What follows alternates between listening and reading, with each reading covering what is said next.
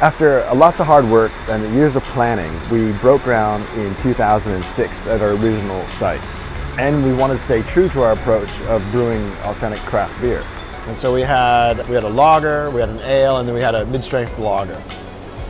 And we opened up the doors. People came, not a lot. Craft beer is still really new. Out of 100 people, 20 asked for a wheat beer, 10 asked for a dark beer, but 70 asked me for a low-calorie beer. And I said, okay, challenge accepted. I'll make a low-calorie beer. You get calories from fat, protein, carbohydrate, and alcohol.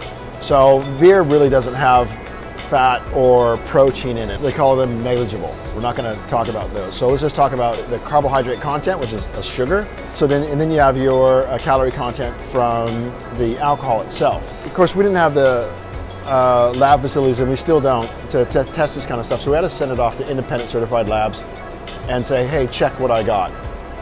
And so we'd send some stuff off and we go, oh, okay, so it's getting close. This was over 13 months. So at some stage in there, probably about month 10, and after we had dumped thousands of liters of beer down the drain, one of them came back and said, there's no carbohydrates. And I'm all, oh, what did I do?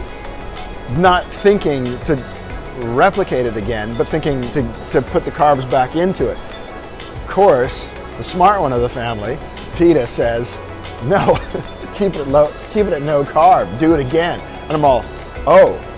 So it took me a few more times to figure out what I had done along the way to make it no carb. It wasn't one thing, it was many things. And really the fundamental part of this is within the malted barley, there's naturally occurring sugars, and there's lots of them.